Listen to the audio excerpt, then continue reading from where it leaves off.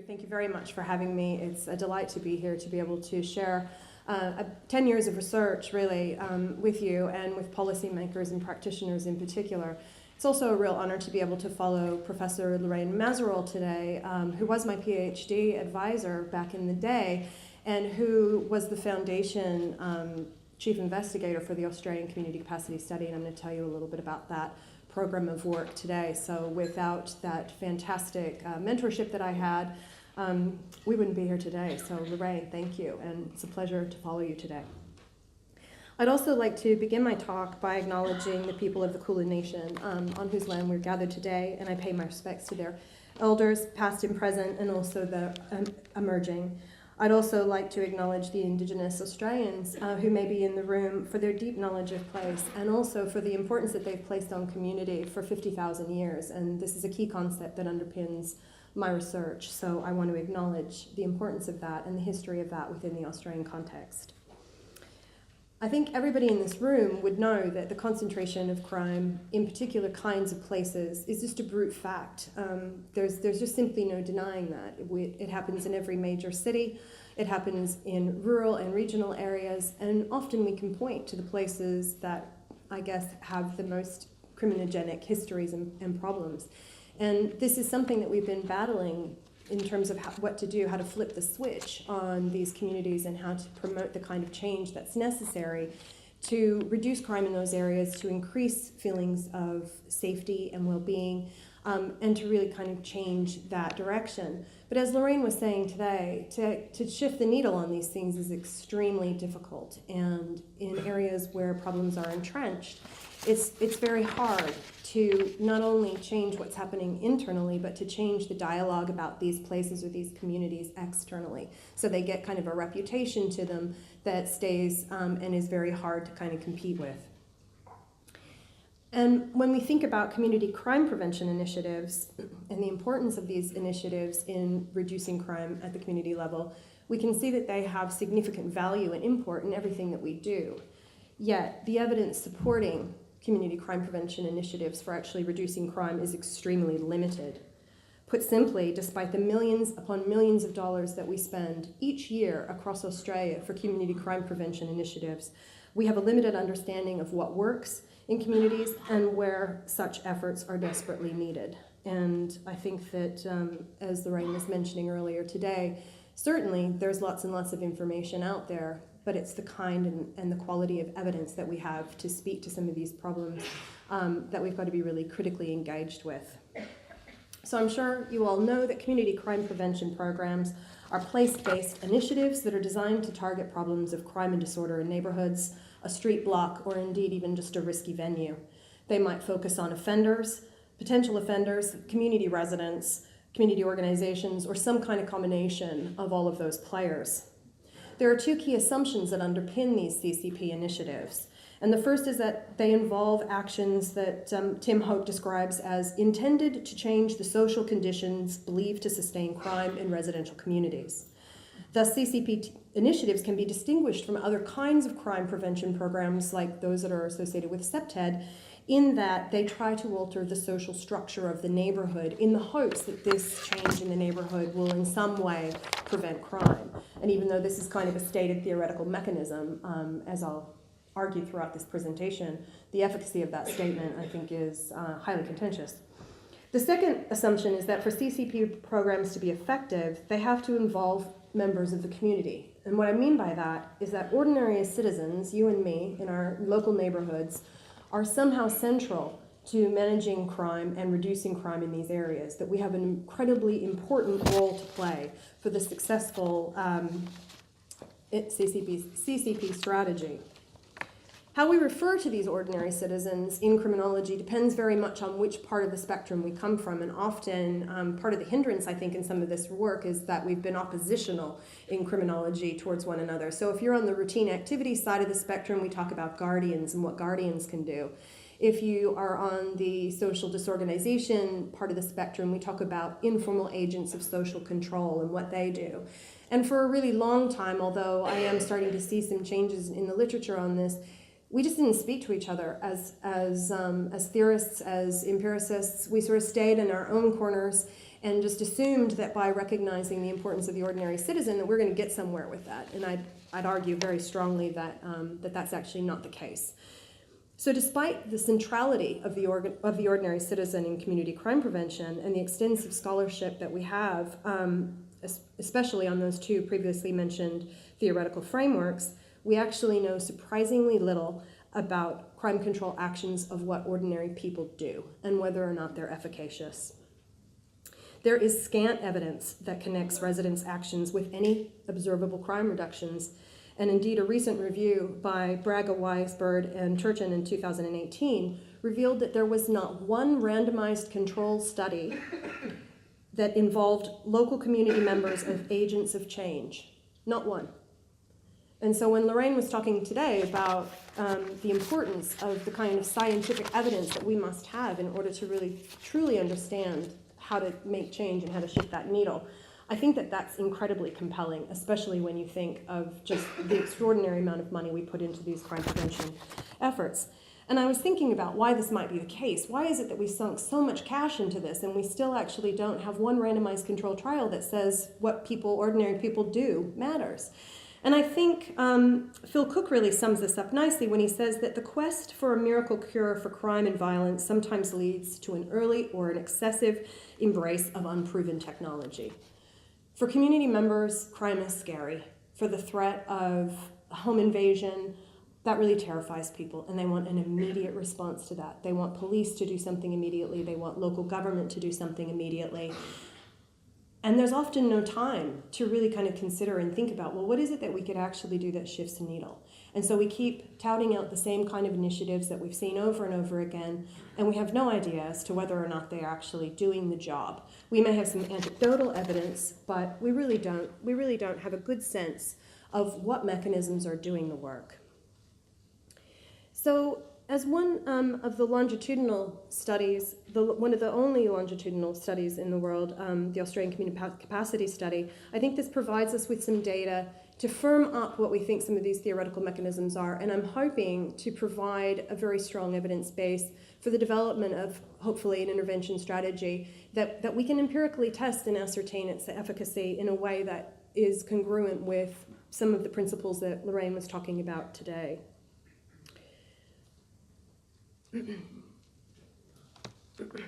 Excuse me.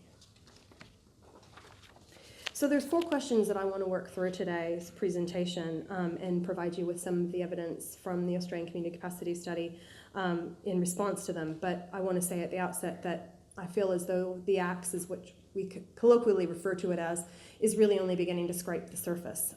We have a long way to go, and so in no way do I want to kind of proclaim that this is getting us exactly where we need to be. So the 4 questions that I think we really need to get a handle on is who acts? Who are the ordinary citizens in our communities that do anything about crime and disorder in their local area? And what encourages their actions? What are the social conditions that might influence what it is that they do? And an obvious question, but one that we don't have very good evidence on, is what do they actually do? What do people do in response to a local threat? And then I think the big ticket item is whether their perceptions and whether their actions lead to kind of lowering those perceptions of feeling unsafe, and whether their actions actually do anything about crime rates over time. So working with a number of my colleagues who have been associated with the Australian Community Capacity Study over the last, we're 12 years in now, I can't believe that. We have tried to address some of these questions. And indeed, these questions really only became very obvious to us when Lorraine and I sat down to really work out a logic model where we brought together the different theoretical perspectives and say, well, what are these mechanisms? What do we actually think leads to reductions in crime? And we mapped out quite a comprehensive approach to how we might address that. And so we feel that that through this project, we may be able to get close to some of the issues that we think you as practitioners, local government and state government and police need to have access to. So the Australian Community Capacity Study is a multi-million-dollar project which has been funded pretty much exclusively by the Australian Research Council, and I'm very proud to say the Victorian Premier and Cabinet has recently funded the second wave of the Melbourne study, which has just been terrific. And its aim is really to study the life course of place, to see how changes over time influence what happens in local neighborhoods and what happens in particular around issues of social cohesion, around community action, and around crime and disorder. It's one of just a handful of longitudinal studies in the world. In fact, there are only 4. So the Australian Community Capacity is one of those studies. There is the NUP in the Netherlands. There's the Project for Human Development in Chicago neighborhoods that was headed up by Rob Sampson. And there's the Los Angeles Family Study in LA. And what's really unique, I think, about the Australian Community Capacity Study is that it's prospective in nature. So we set out to longitudinally examine how these neighborhoods change and to try to really get a sense of where we're going. And so in that way, this particular kind of research is what's referred to in the literature as the process turn of neighborhood effects literature. And what I mean by that is that we're starting to focus on those more meso level, those neighborhood level processes, rather than what's happening at the level of the city or what's happening with offenders, to really start thinking about how places, and be them large neighborhoods or small street segments, influence the kinds of behaviors and actions that take place. Now, I'm going to focus today on the Brisbane Study site because that provides, I think, the most robust longitudinal evidence that we can speak to some of these questions that I've raised. And Brisbane is an interesting place to kind of focus in on anyway, even though they did, as Lorraine mentioned today, lose the state of origin last night. Brisbane is a really interesting place to look at because it's kind of been a little bit of a social experiment, in as much as the last sort of 15, 20 years have seen it gone from a very small, kind of almost what I think they used to say, it's like a city that feels like a country town, to actually quite a thriving metropolis that has grown significantly in terms of population and also in terms of the diversity of that population. And I think the other thing that we've seen in Brisbane is we've seen growing levels of inequality in particular neighborhoods as well. So it provides the kind of setting that allows us to interrogate some of these questions. And I think that, as you'll see today, that it's provided some very interesting evidence as it relates to the interplay between neighborhood change and the citizens' role in crime control.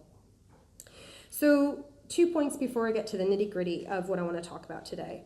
First, our team has done a range of very advanced statistical analyses on the data I'm presenting you today, but I know this is a post-lunch slump, and I'm hoping that by avoiding all of the tricky ins and outs of statistics, you may stay with me a little bit. My dad's here from overseas, and he's brought a book, so I'm hoping that doesn't say something about what I'm going to talk about today. But I think if I tried to bring stats in the equation as well, it would really mess things up. So I'm going to focus on the findings, but I'm really happy to discuss any of the kind of statistical issues with you later on. And I guess the second thing I want to just point out are just the definitions that I'm going to be using when I talk about some of our research findings.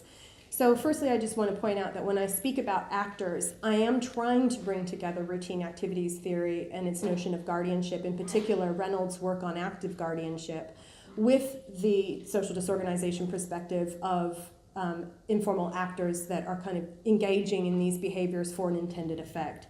So when I talk about actors, I'm going to talk about ordinary citizens and what they do. And when I talk about actions, I'm going to refer specifically to the behaviors that they've reported that have occurred as a direct response to a community problem. So they are intended actions. They are not passive actions. They're things that people have set out to do in response to a community problem. And these actions might include a range of different things, as we'll talk through today. So calling the police, calling the local council. By the way, no surprise, you'll find that they do that a lot. And that could also mean working together or indeed engaging in antisocial responses themselves in response to the kinds of activities that are happening in their community.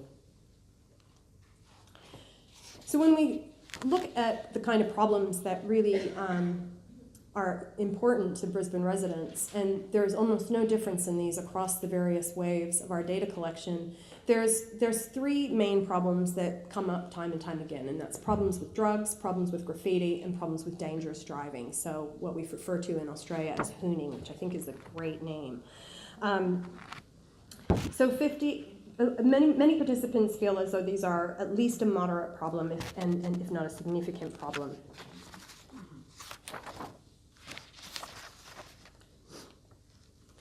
We then, when we started out our journey, we also looked to the civic engagement literature to say, okay, well, knowing that these problems kind of come up time and time again, who is it that actually responds to these sorts of issues, and what do we know about people who engage in responses to crime?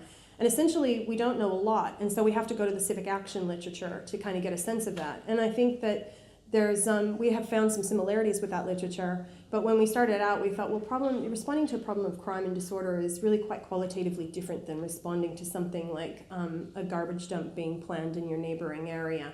It does involve a sense of risk and a threat perhaps to personal safety. So we looked to that literature to try to get a sense of what people do and who might be doing it. And there were sort of three key factors that came from that literature that guided the way that we investigated these relationships. And the first is that people's own resources may be particularly important for determining action. And the second is that a problem must be seen as significant in order for people to act. So people really don't want to do anything until it gets so bad that they're forced to act. And that came up time and time again in the civic action literature. And I guess the third thing is that when people can avoid action, they absolutely do.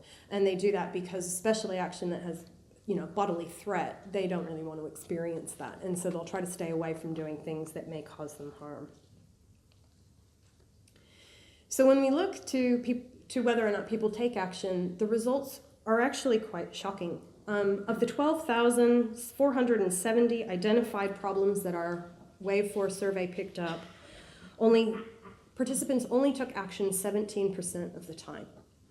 So 2 out of 10 people in a community, less than, may act on average in response to a threat that they have identified as either a moderate threat or a significant threat. And even though there's variation across these kind of problem types, what we see is a pretty consistent pattern that for most crime types, people are reluctant to act.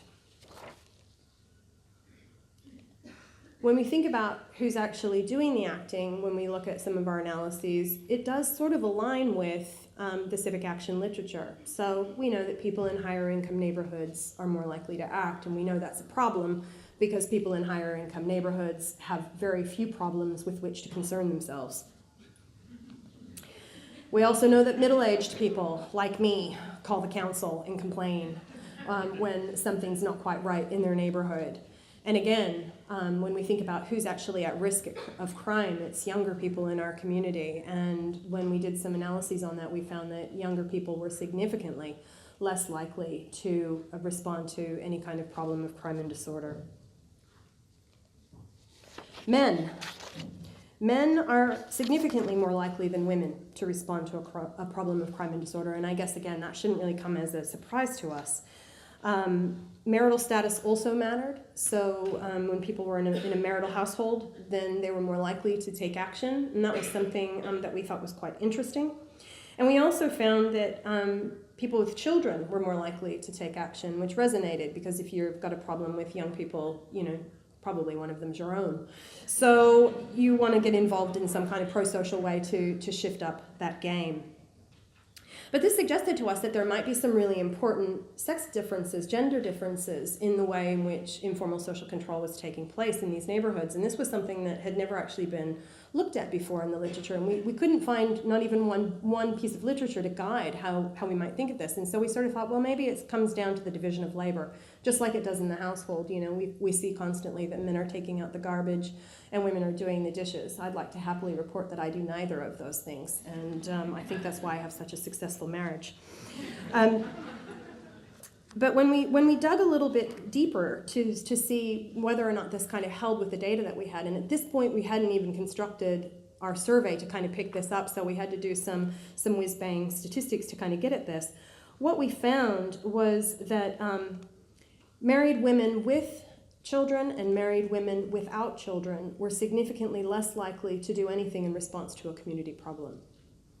Married fathers and single mothers were the ones who responded to problems of crime and disorder in their community, by and large, compared to all other kind of composites that we created. And we found that this was really interesting in as much as single mothers, when they don't have perhaps a partner to do the work for them, have to get out and do the crime control activities themselves. And when we think about what a bad rap single moms get, especially in the crime and disorder literature, in fact, it's like an indicator of disadvantage that gets used, and we use it all of the time as a risk factor for crime.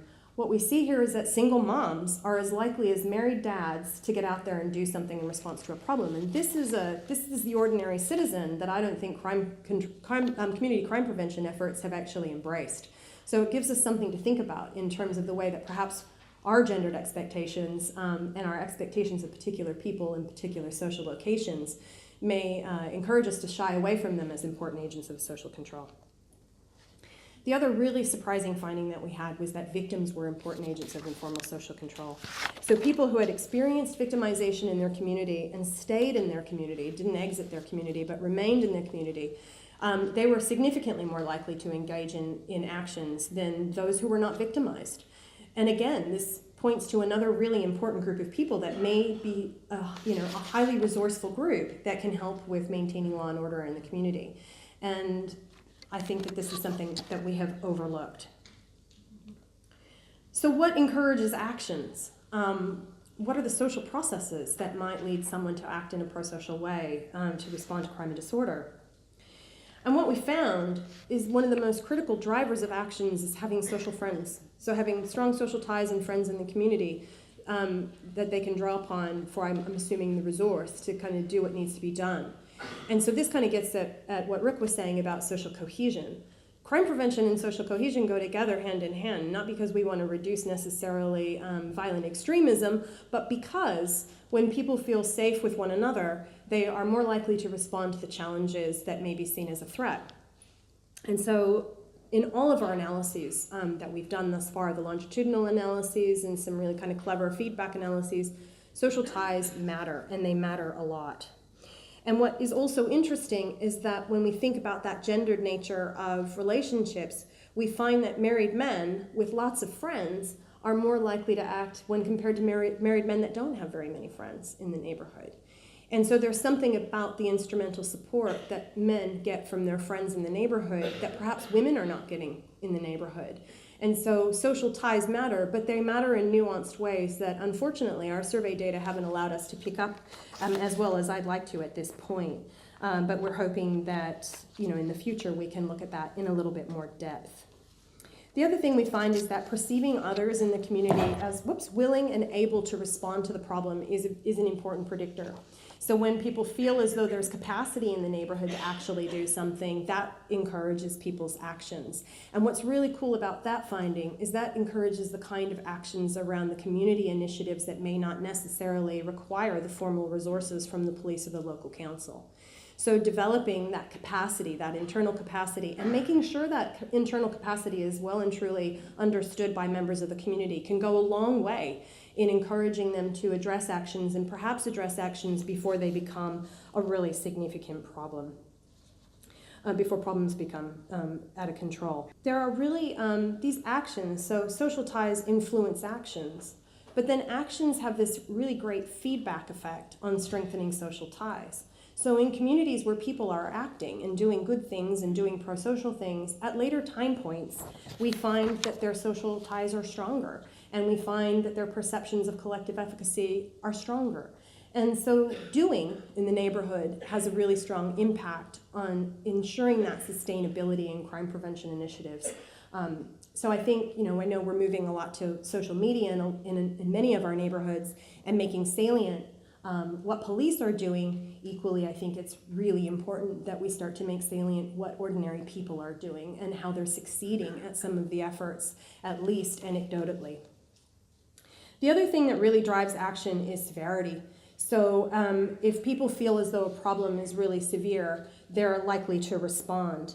And And while that's great, that eventually we get people off the couch to do something when a problem is at that level, we've left it too late.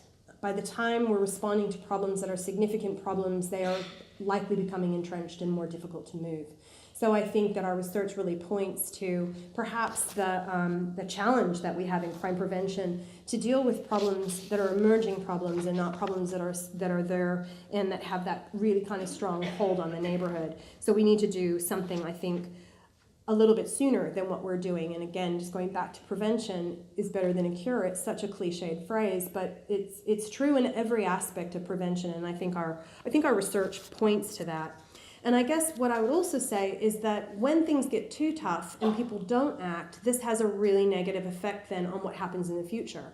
So our findings have also revealed that when things don't get done, when people don't act, when people don't respond to problems, then we see a spiral. And so we see a worsening of perceptions, we see a worsening of social ties, and so on begins the story. So these are all kind of common assumptions in some of the criminological literature, but we see it in our data, and I think that it's an incredibly important point to mention.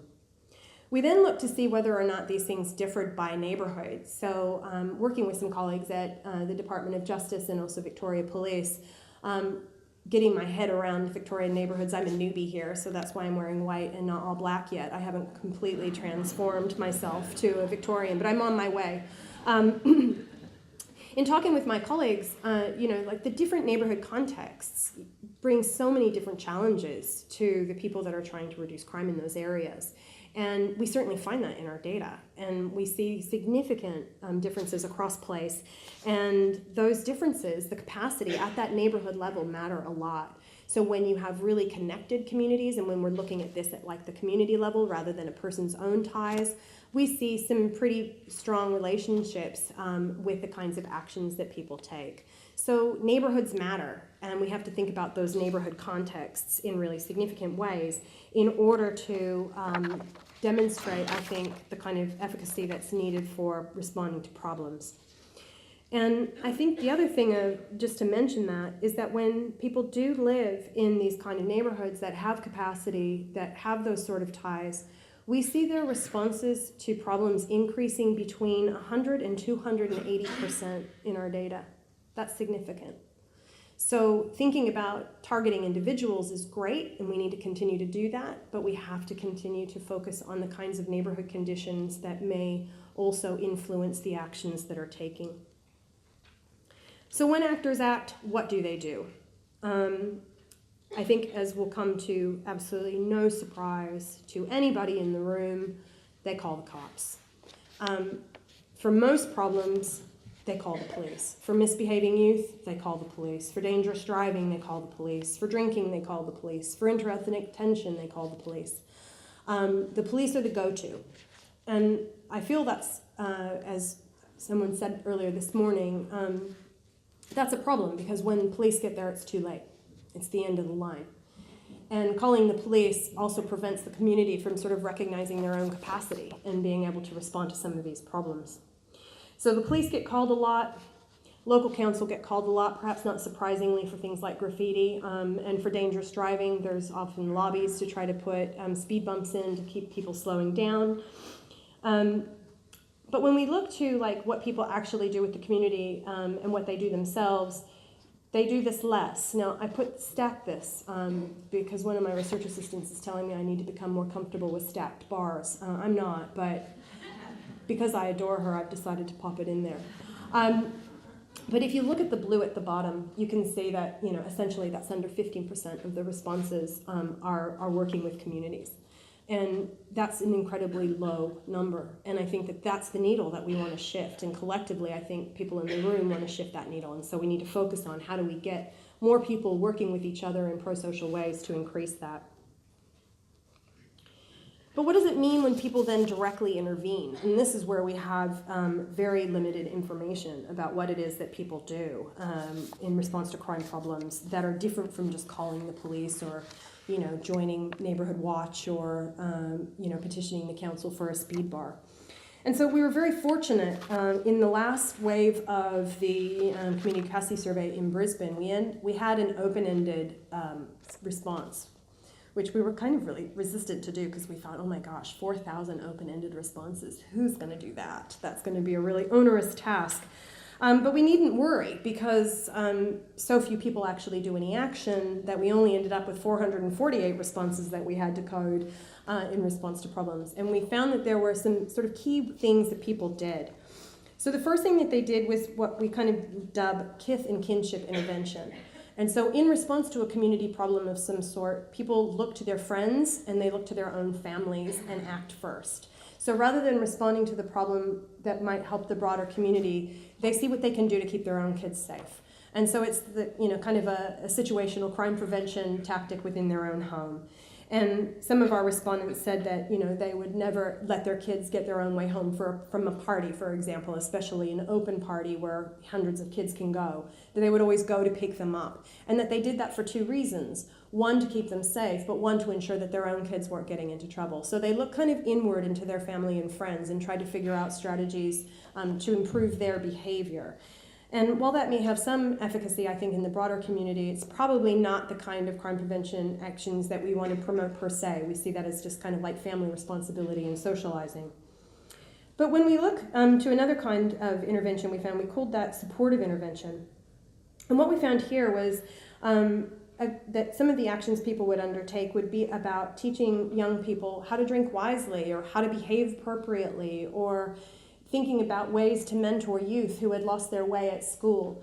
And so they engaged in a range of behaviors that were really about bringing, and this was particularly related to young people, bringing young people back into the fold, ensuring that young people in the community, and not just their own kids, their friends or their own kids, but to be thinking about these kids who may be disconnected in space, and to see what they could do to bring them back together. And I think that that's certainly something that we can talk about a little bit more. The third category was really that target focus, that situational crime prevention strategy, where people did things essentially to reduce their own risk. But it also involved actions that kind of stood out from that. But still, I think you could argue it was really about promotion of their own personal safety. So people would remove hypodermic needles, for example, from the park that they walked their dog in because they didn't want their dog to step on a needle. Or they would pick up glass bottles when they saw them on the street in order to prevent them from being broken and having their kids step in the glass. So they would engage in a range of activities like that.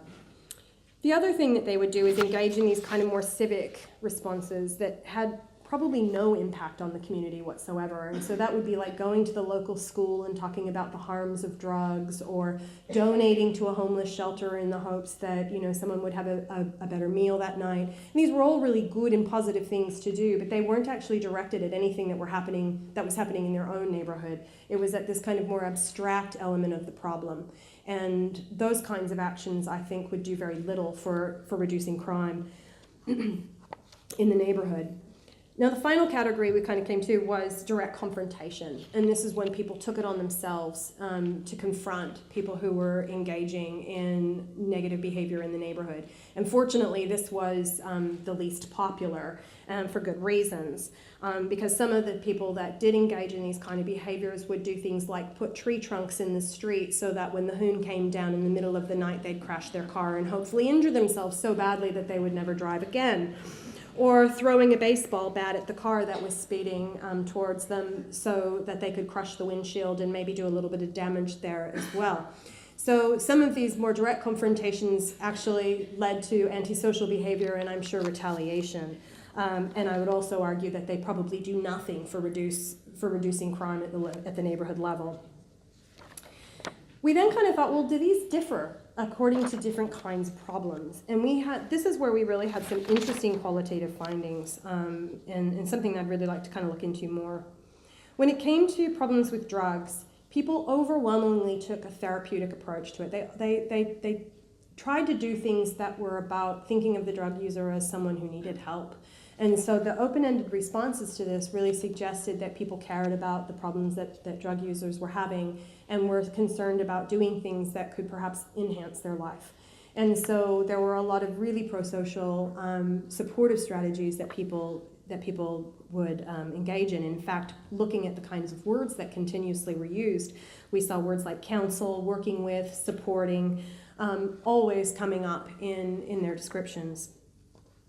Thinking about the problem of graffiti, which was another one that had a lot of responses and actions, essentially these then evoke things that were solitary, so things that really only involved one or two people, didn't really get the community together, and they were largely about target hardening. And so there was no kind of overwhelming evidence to suggest that people were doing things that would bring the community together in important ways to sort of reduce or perhaps deter graffiti into other areas that might be, more acceptable for that kind of behavior.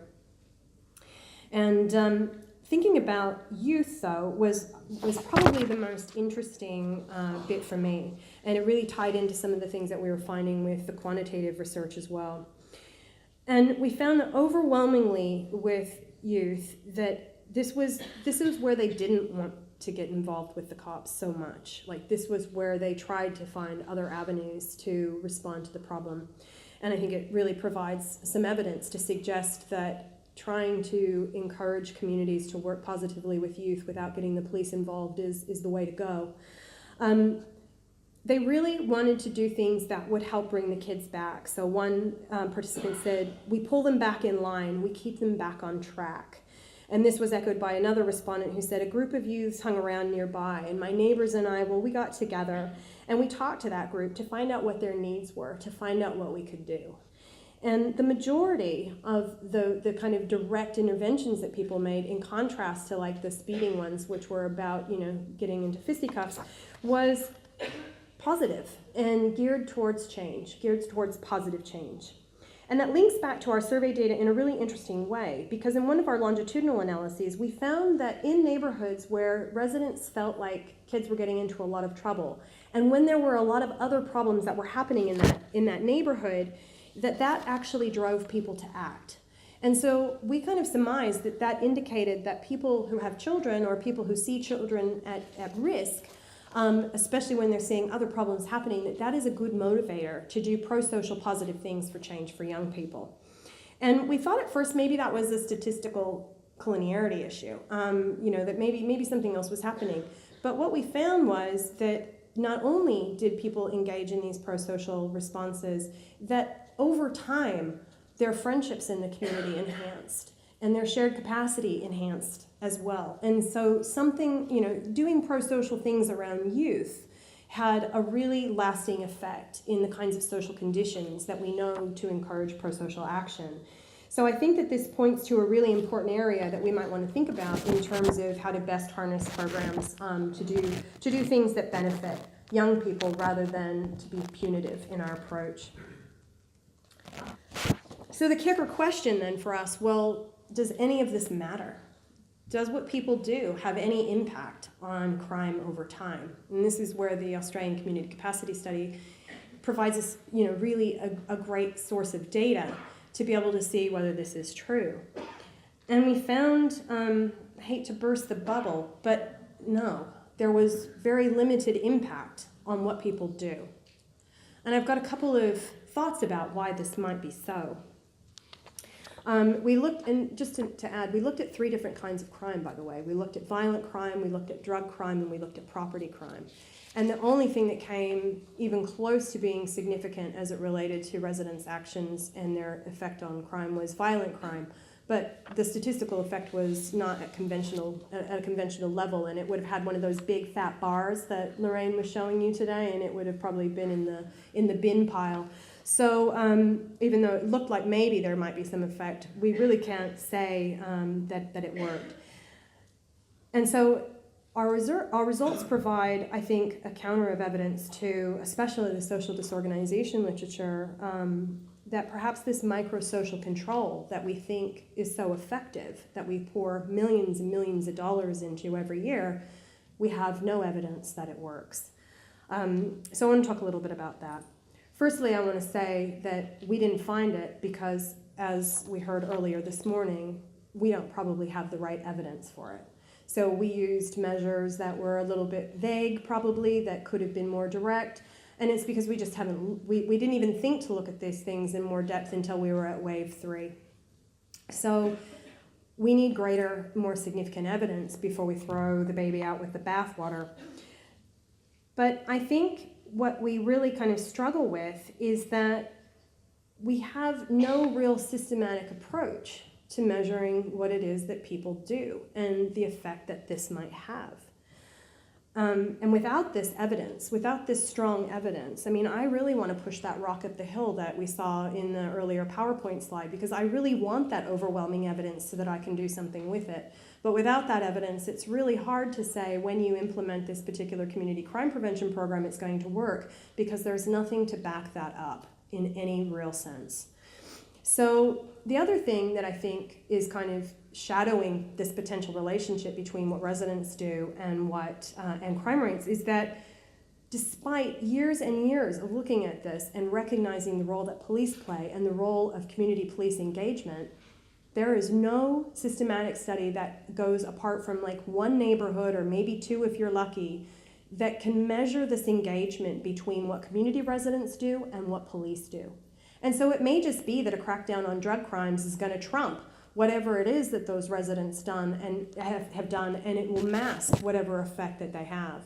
So without, again, collecting systematic evidence on what police do and how police might do this in conjunction with or independent to what local residents do, is something that we really need to get a better handle on if we're going to in any way measure the efficacy of some of these crime prevention programs that are out there. So some concluding points. In this presentation, I've identified 4 main findings from our research. And these are all published, and I'm happy to provide you with copies of these papers and violate the firewall from academia. Just email me. But there's 4 things that I think we can say, and we can say with a degree of confidence while recognizing that we're only beginning the journey of really looking at this in a systematic way. And the first is that few people actually do anything in response to a community problem. And that is an area where we need to make, I think, a significant improvement. That when they act, their actions differ, not only in terms of the problem, but in terms of the neighborhood context in which they live. And so trying to figure out how we measure this, how we do this, and how we explore this across these very different contexts is a significant challenge. We know that problem severity plays a big role, but recognizing a problem as a significant problem means that you've recognized it too late. And so we need to do some significant work around that. And I guess just really to say that the neighborhood context is important for residents' action. So understanding those nuances is also clearly something that we need to bring into what we do in community crime prevention initiatives. So while this research really evidences, I think, the importance of studying neighborhoods as these dynamic entities and to be thinking about who acts, under what conditions do they act, and what is it that they do, we really have a long way to go. For example, we've known that social ties matter for actions for literally decades and decades. Yet we don't know how they work in practice of crime prevention initiatives. We just know that at this kind of static level that they're important, but we really don't know what to do to kind of harness those relationships. So while I feel like we've made some progress in Australia with these data, I feel like we have a long way to go. And I see 3 key areas of research that we need to go into from here. And the first is that our measures of actors and actions are static. So they're done by the survey that's asking people to reflect on what they did in the last 12 months. We have no idea of how actors and actions coalesce in time and space. We have no in situ data of how these things work when an actual threat happens. And this is something I think we need to know if we're going to understand the conditions and the kinds of threats that come to bear on action. Second, we have no idea how people's own biological resources interact with the kinds of actions they take and whether these actions are A, needed, and B, effective. So understanding how these ties work to promote the kinds of actions that may be pro-social and influence community crime prevention is something that's also really important. And then I want to say, too, that formal-informal connection is something that we've got to really be critically engaged with and think about how police and community work together in meaningful ways to evoke change. So while there's an abundance of evidence out there that shows this link between disadvantage and the presence of risky places and the importance of disadvantaged neighborhoods and how this all kind of relates to crime, I think that in order for us to move forward with crime prevention efforts, we need to ask ourselves a really uncomfortable question. And that question is, can the prevention of crime control be adequately and undertaken by local residents? Can people like you and me do anything to affect change? And I'm not so sure. Robert Sampson argued in his presidential address several years ago that neighborhood conditions that are associated with high crime can only be changed, and I quote, by structural interventions of the sort that governments or large organizational units are equipped to carry out. And by this, I think he was referring to the fact that what we do will have the greatest impact when we work together as collectives, when we bring together the resources of key players. And we know that poverty, for example, is not only directly related to violence, and certainly that's the case here in Australia, it also breaks down all of those important social processes in neighborhoods over time. And so what is it that a local resident can actually do about poverty? I'm going to go with nothing.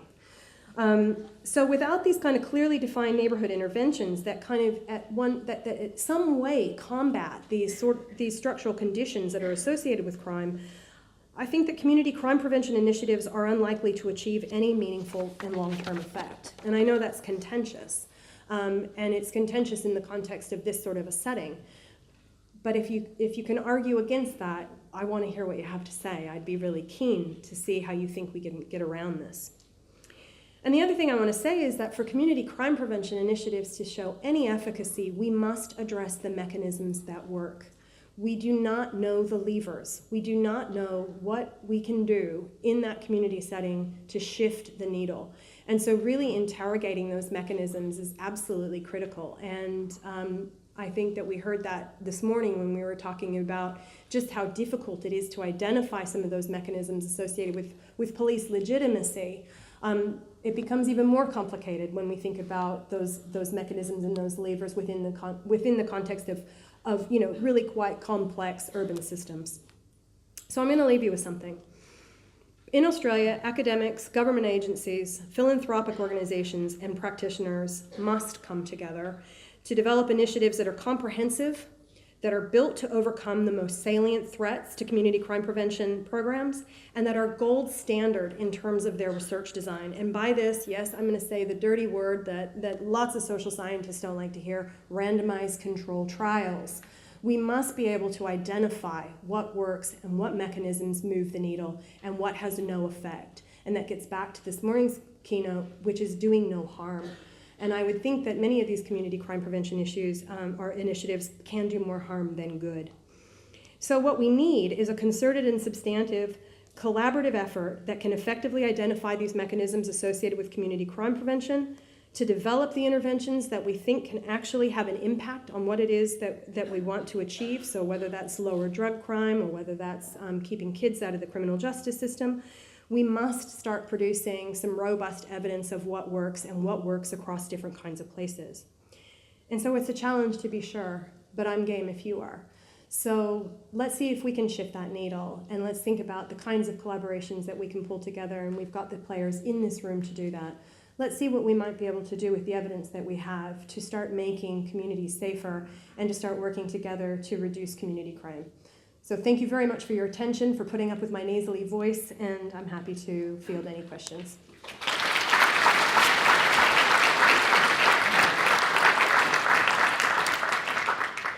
Thank you, Rebecca. We've got a few questions. There are a couple of mics that are roaming around. I've got a question.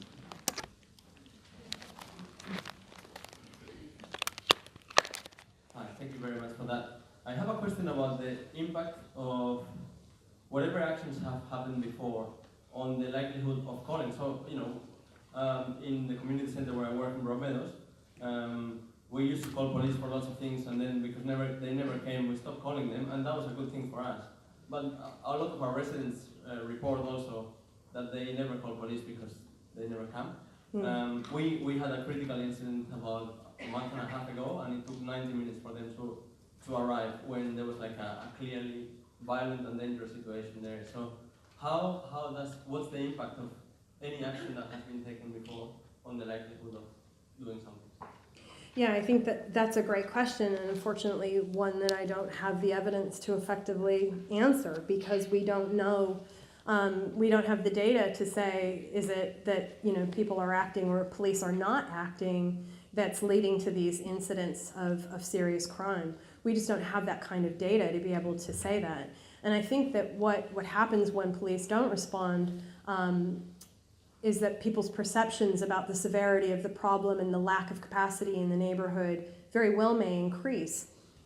But whether this has anything to do on whether they're going to act in the future or act in a different way or act in an antisocial way, we simply just don't have the data to be able to say what that is. And I think that that provides an opportunity, but also a constraint, especially for people who are working in community sectors like you are, to say, well, then what do we do? What's going to be efficacious? And what are the kinds of responses that we can take so that harm doesn't come to the people in our community? And I think that's the challenge, and I think that's what we have to put our heads together to try to figure out what would work in those conditions, hopefully to prevent that more serious violent crime from occurring. Another question, you can wait for the mic.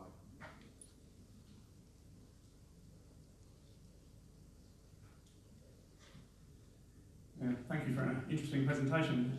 There were just three things I thought. I wondered if you cared to comment on one or all of them, and that was in terms of people acting. I wondered if psychology of the individual comes into it at all. So the sense that if you sense that something's going on outside your house, you might not venture outside, and you assume that someone else will do something, or everyone else will do something, so there's no need for you to act. The second thing is a certain sense of learned helplessness. So nothing I do will have any impact or make any difference, so I won't try. And then also deterrence. So from the offender's perspective, someone hooning up and down the street, the risk of getting caught and the likelihood of suffering some sort of significant penalty that's going to deter them in the long term. Okay, I'll start with the first one, which I think is a great question, especially as it relates to the psychology of actions and what people do. So in one of our analyses, we kind of we had that same sort of assumption that if people thought that other people would do things, that they wouldn't do things, and that's not what we found. So we found that in the context of crime and crime prevention, that when people think that other people are doing things, that actually encouraged the individual to act. So I think that, again, this is why we need evidence about this, because going to the psychological literature or that civic action literature helps us in some way. We've confirmed some of the things that they found there, but we've also found some anomalies that didn't really exist in that literature, and so that was one of them. So I think that that's an important question, and it needs a lot more work, and I can tell you we certainly didn't employ any psychometric kind of tests in what we did in our 20-minute survey, so we can make assumptions, but we don't have the hard evidence to really answer that question.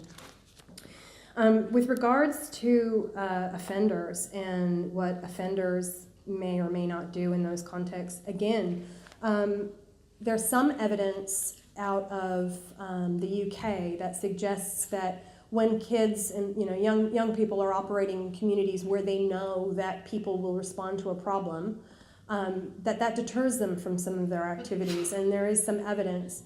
That's not action, though. That's a perception of what they think might happen, and that's a different set of circumstances than actually having that kind of active guardianship around areas. So we might have that perception just merely by driving in a more affluent area where we think people have better connections to local government, and that might slow us down because we know that that's an environment that's likely to have those connections. And it may be based nothing on the kinds of actions that people do in that community, but the perceptions about the capacity of that community that really have very little to do with crime prevention per se. So I think that thinking about deterrence is a really interesting angle, and it's certainly something that we'd like to look at in our survey and in our research. But again, not enough evidence for me to say categorically. And I'm so sorry, but I forgot the second question that you've asked. I am doped up to the eyeballs with cold and flu.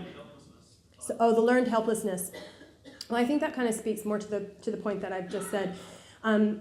The first point, that we didn't find that people didn't act when they thought that others would act. With regards to learned helplessness, we don't have any data that would say that. because I think that people do act, but they may not act in a way that's going to promote the pro-social activities in a neighborhood. So, for example, my colleague Murray Lee, who's here today, he's been doing some really groundbreaking research on fear of crime, and he's found that people may feel like they can't do anything about the community, and so they just put bars on their windows and they put 3 locks on their door, and they shy away from community life and they withdraw from community life because they don't feel like they can make that change. So whether or not, there are some places where people are just focusing on keeping themselves safe rather than keeping the neighborhood safe, we might find that those are indeed the places where more crime is slipping into. But, again, no data to be able to say categorically if that's the case. Unfortunately, our time is up. Okay. For this session, Rebecca. Thank you.